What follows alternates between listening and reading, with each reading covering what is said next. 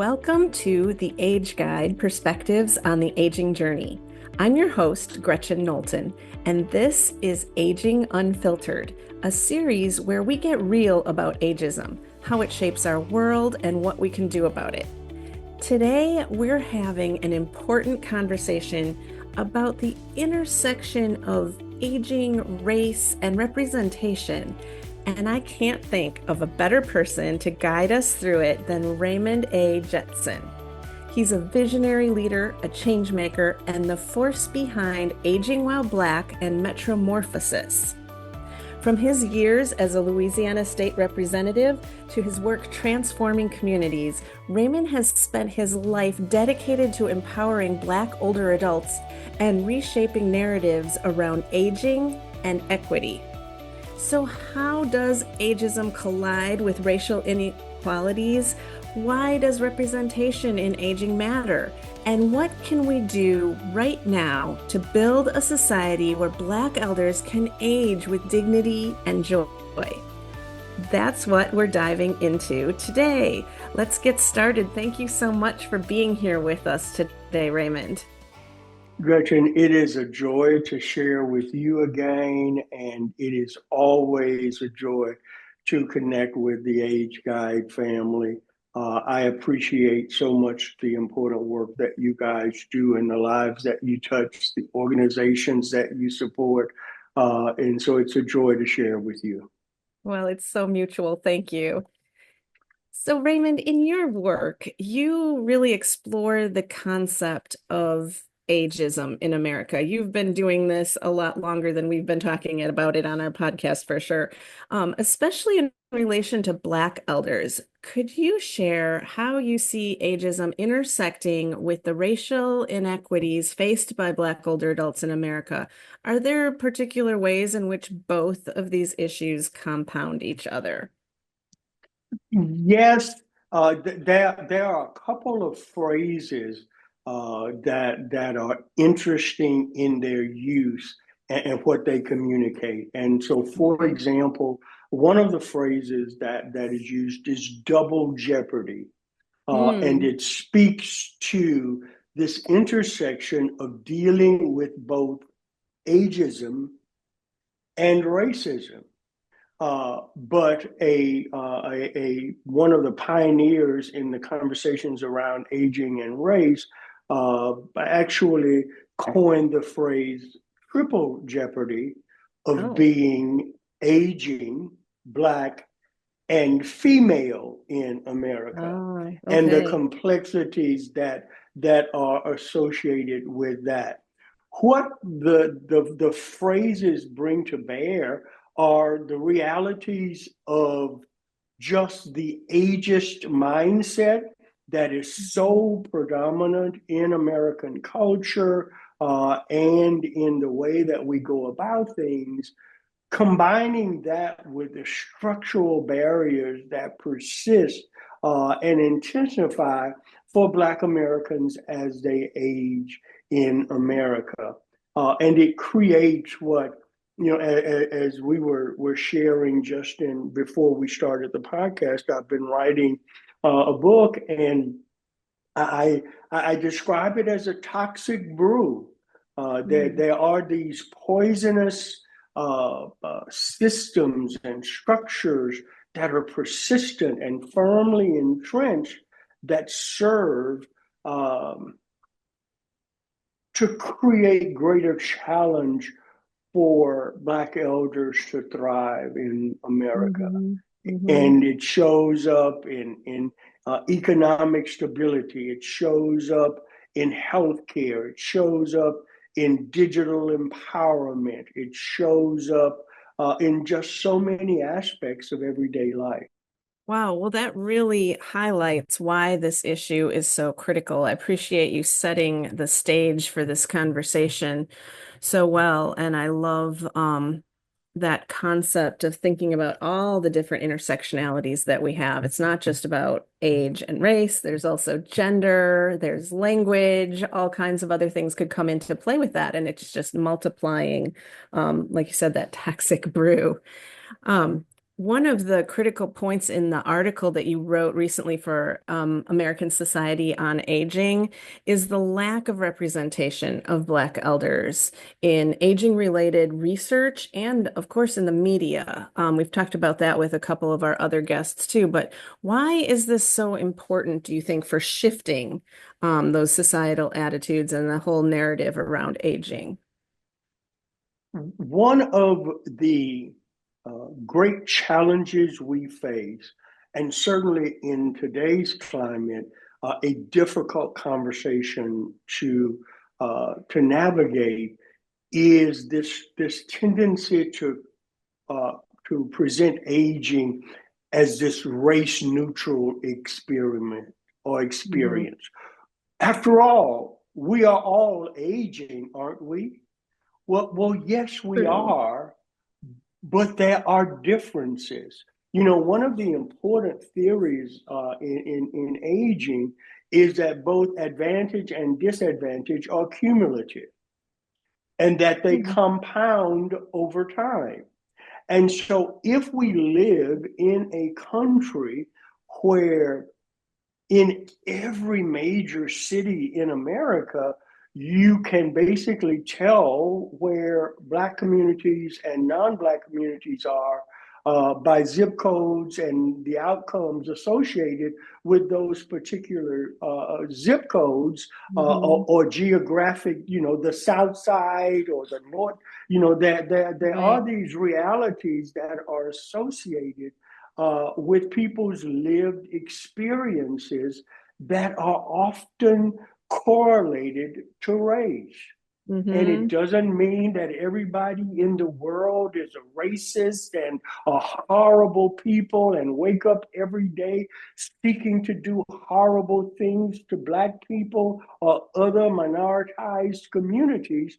But there are certain realities that say that if you are a young Black boy who grows up in this neighborhood, then you are less likely to have access to certain resources that serve to, in many ways, predetermine the experiences and opportunities that you have to thrive. Hmm. Well, if that's how you begin life, and if that's how you experience life, then it is unrealistic to expect me to show up in old age and all of a sudden begin to thrive. And so while we are all aging, as a dear, wonderful woman in Atlanta said to me, aging is a verb. You know, Yep. and so we all are aging, but there are experiences that are different that are oftentimes correlated to race. And so it's important that we show these experiences so that we are more sensitive to them and that we understand what are the ways in which we need to address the practices, the policies, Hmm. the programs that we undertake. How are aging Black people showing up in media? How are they seen in research? And the last part of this I'll share, when you look at some of the really important research that is happening in America, and you look at the clinical trials and the exclusionary criteria that is outlined, and you look Hmm. at some and it says, people with high blood pressure, people with diabetes, people with Dementia. X, Y, these things Mhm. can't participate in this particular study. Well, with a few strokes of the pen, you have basically eliminated a huge portion of the African American community. And if we are not and if we are not participating in the trials, then what happens is we end up bringing to market therapeutics and interventions without any degree of certainty as to how they interact with Black bodies. And so these are really important conversations and adjustments that we need to make. Mhm. Ah, wow. That is a really big shift in thinking um, around both how we talk about aging and that we're all aging and how we look at things like representation, both in media and in research. Like you said, I think we try to create kind of a shared sense of investment in aging when we say things like you said, we're all aging. And that's something we say all the time at Age Guide. But how do we expand that then to say, yes, we're all aging, but, and make sure that we're bringing everybody along and recognizing that there are some differences. Is there a way that you would reframe that introduction? Yes, and it is that very familiar device of yes and. Okay. Yes, we are all aging. And for some of us, there are other aspects that make that aging journey somewhat different. And so, if I live in a particular environment, or if I am faced with certain policy driven or societal enforced disruptions to my ability to access the life, that brings into the discussion some differences. Now, we are all aging and we do have that in common, but if we are all going to age well, then that requires that we look at those things that serve to disrupt the ability for everybody to age well. That you said that so well. That really resonates. And that's something that individuals can think about in reframing how they talk about this. That's really helpful. Thank you for that. The next thing I wanted to ask you about is as we look ahead, how do you envision this society where Black elders can age with what you said, with dignity, with security, and good health, and hopefully some joy, despite, like you said, the fact that these things can kind of accumulate over time, the challenges that people in underrepresented communities face. So what steps do you think we need to take collectively to reach your vision?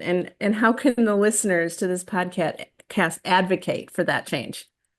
I think that there are a couple of really important mindset shifts that need to happen. The first is that all Black elders are not frail. They are not suffering from frailty and loss, and absent any redeeming contributions to the well-being. And beginning to recognize that Black elders actually have the capacity to be active architects in building a brighter future.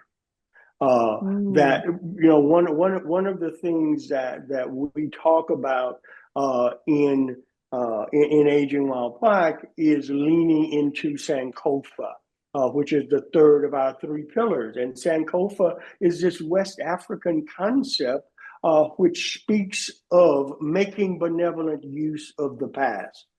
Some of the listeners to Mhm. the podcast may be familiar with the Sankofa bird, where the bird is looking backwards while flying forward with an egg in its beak, which represents this bringing forward of the past in ways that benefit the future. Uh, Particularly in moments like this in America's history, Black elders are not seeing this for the first time. We've experienced this tenor of public conversation and this this push in public policy, this Mhm. dramatic shift in people's commitments to fairness. We've seen all of this. This pendulum swing is not a first time experience, and so there is a wisdom of lived experience that is invaluable for those who are willing to access. And so I think that it is important that the mindset shift from this group of people who need our care. Certainly, there are some people who are more at risk than others, but even those who may be in poor health may have much to share, but through their lived experience, through their wisdom, through their abilities to communicate. I also think that as we live in this digital world, it's really important that we move from a place of centering what this preoccupation with the digital divide and digital literacy.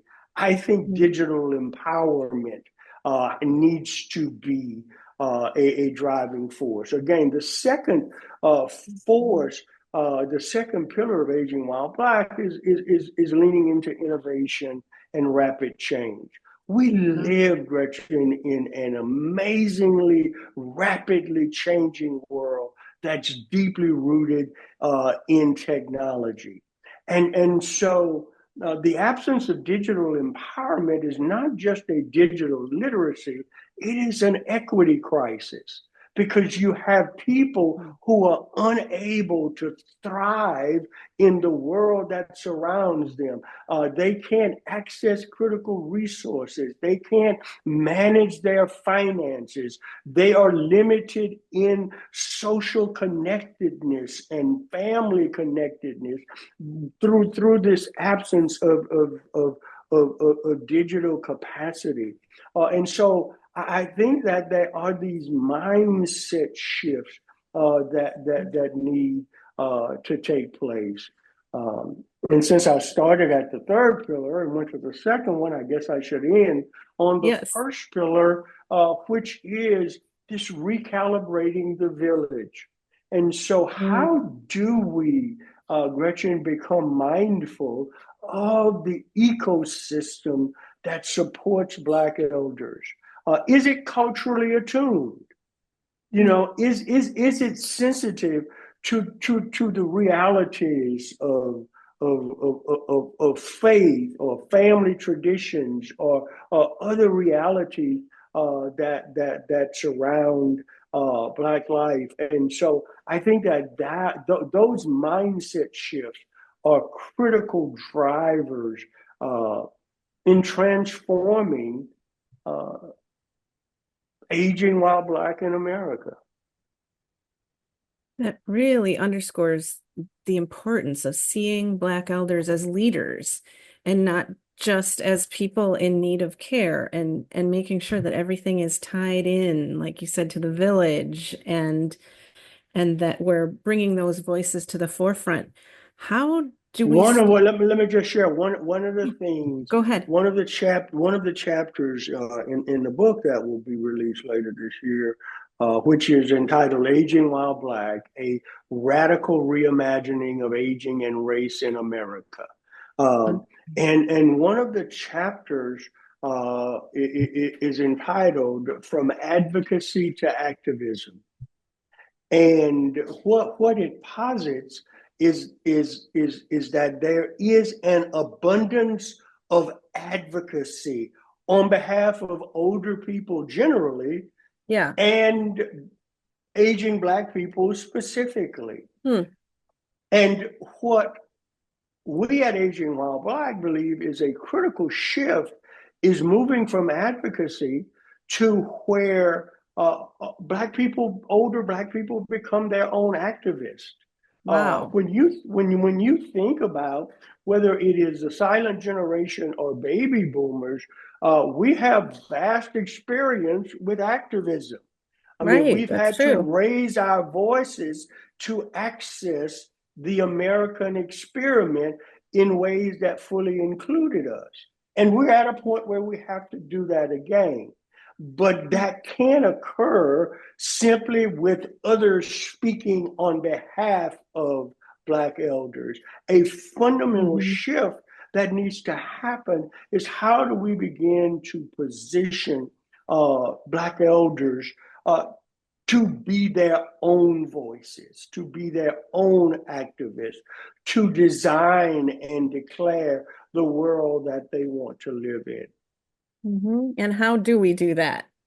So there's a wonderful project that we at Aging While Black have been partnering with in Los Angeles that is called the Sankofa Elders Project. It is sponsored by the California Black Women's Health Project and Sisters Aging with Grace and Elegance, or SAGE.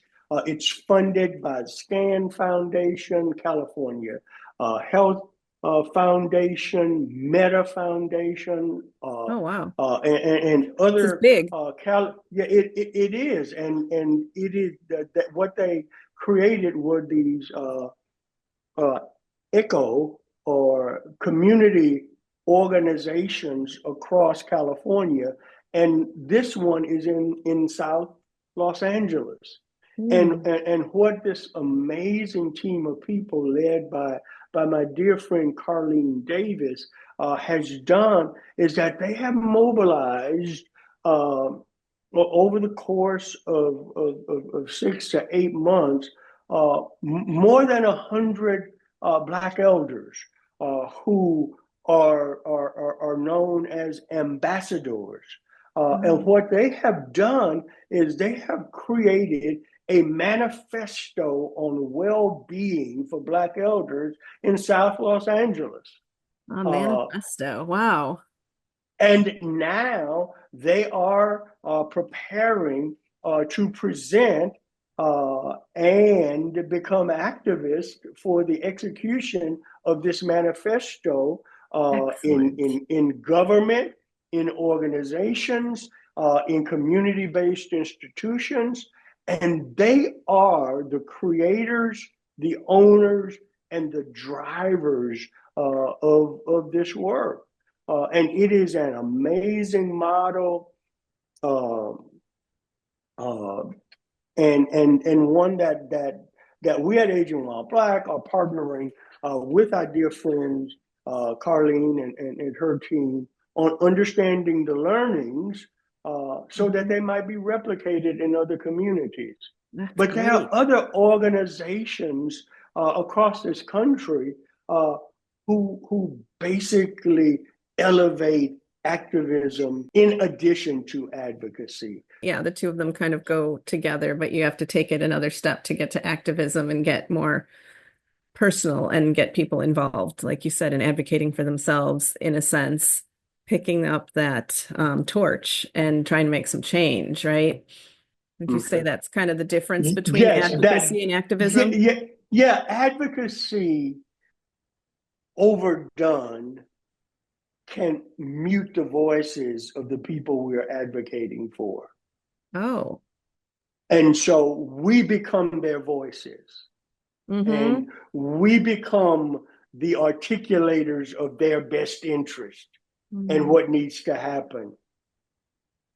Activism says you have space here, your voice matters. And any strategy that is executed on your behalf should be informed by your perspectives. I'm pausing because I'm actually taking notes and I keep thinking I'm just going to re-listen to this podcast over and over until it all sinks in because you're saying so many great, powerful things that I want to remember. Raymond, thank you for that. I But think, Gretchen, and thank you for your openness and for the openness of the Age Guide family broadly defined, but these are things that we collectively need to say over and over again. We need to explore. We need to create venues where we can ask questions, where we Right. can push back Yeah. when it doesn't feel right for me, and create these kind of spaces where we can have these conversations. It's part of what we are. So the next big step for Aging While Black is we are having the audacity to invite people to join a national network. And so Excellent. we are going to be launching in April, actually at the American Society on Aging's American Society on Aging's On Aging conference in Hmm. Orlando. We are going to be launching the Aging While Black Network, and it is Excellent. going to be an electronic platform where people can self-identify and connect with. And we are going to be weaving and mapping and connecting people based on geography, based upon size of organization, based upon population served, based upon interest, affinities.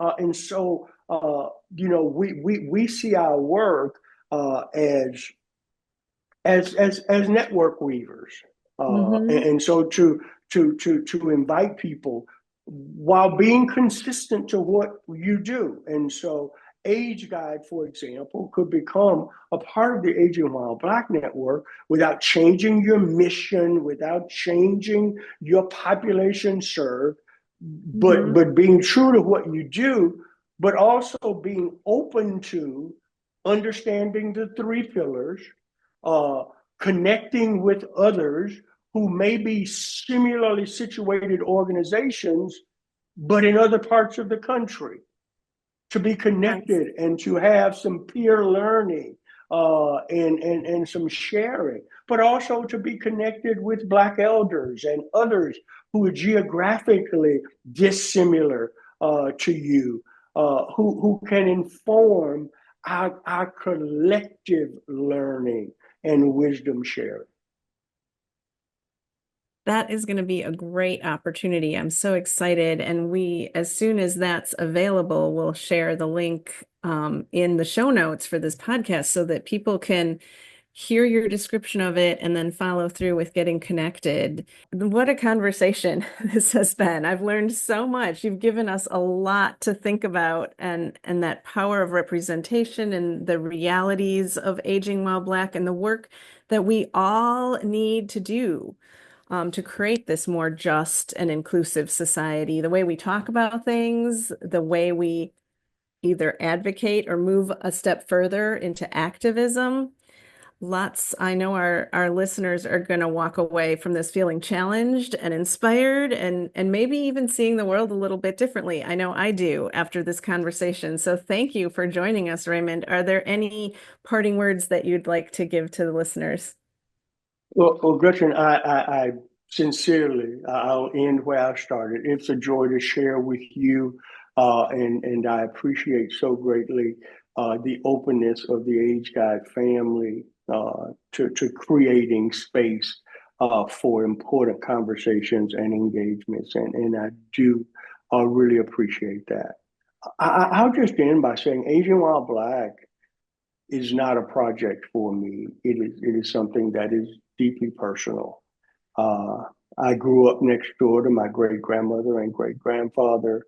I have a picture in my study of my dad and my mom on the day that my dad was sworn into the Louisiana House of Representatives, and it's such a beautiful picture.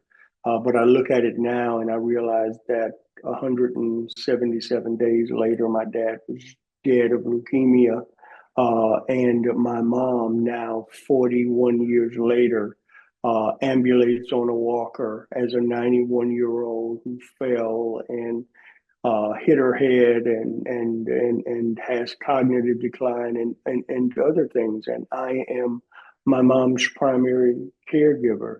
I also, in just a few days, will be observing my 69th birthday.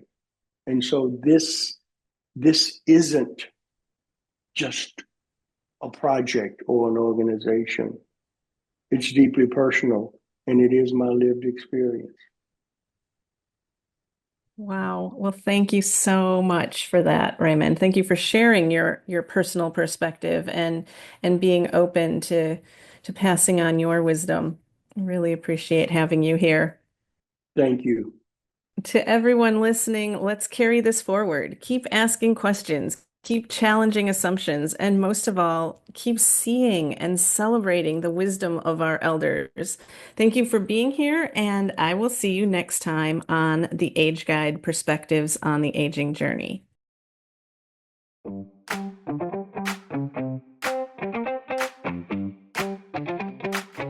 Hello and welcome to your Medicare Minute.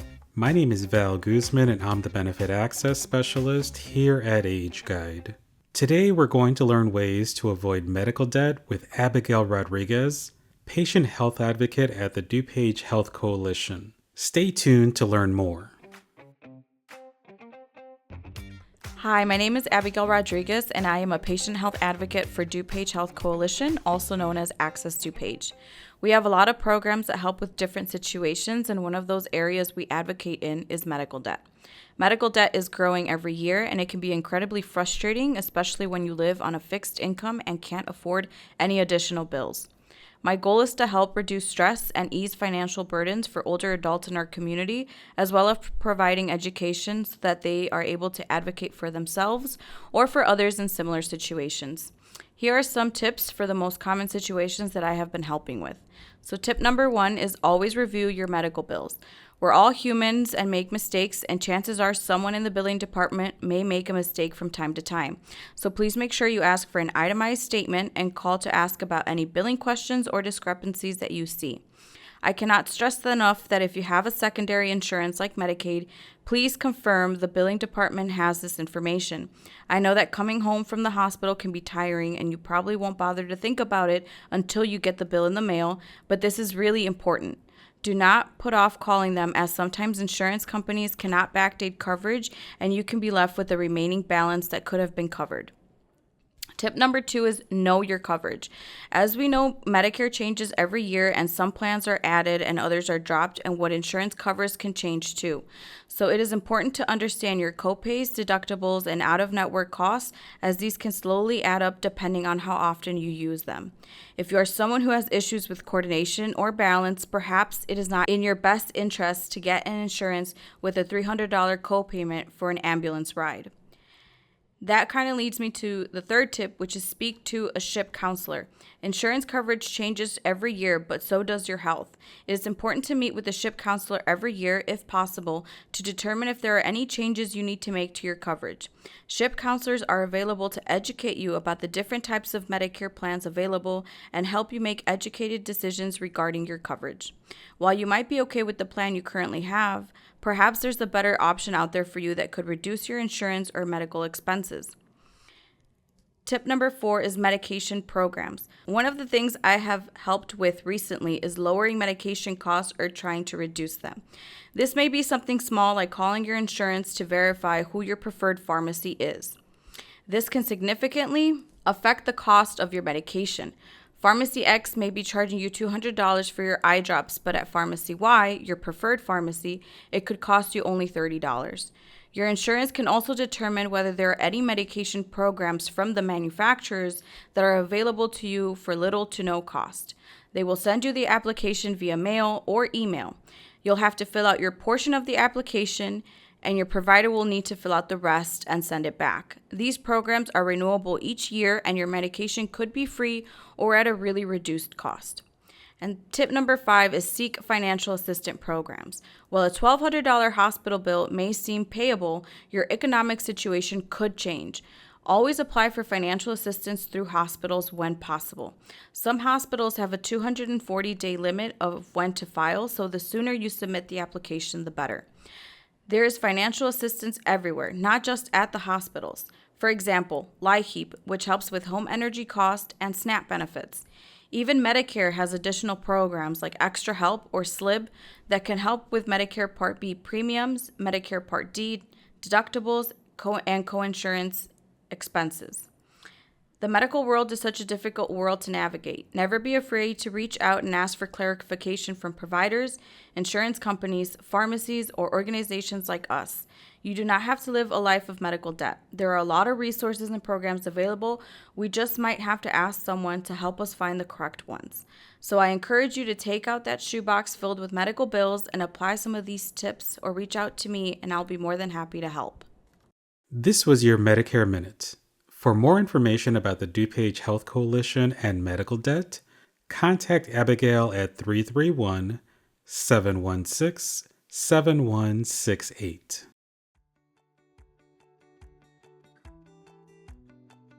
Thank you for listening to The Age Guide, Perspectives on the Aging Journey. Age Guide coordinates and administers many services for older adults in Northeastern Illinois. Our specially trained professionals are available to answer questions and connect you with local service providers and resources. If you are interested in these services or want to learn more, go to our website at ageguide.org or call our offices at 630-293-5990. Please follow our podcast so you can be notified in your streaming account. Thank you, and we will see you next time on the Age Guide podcast.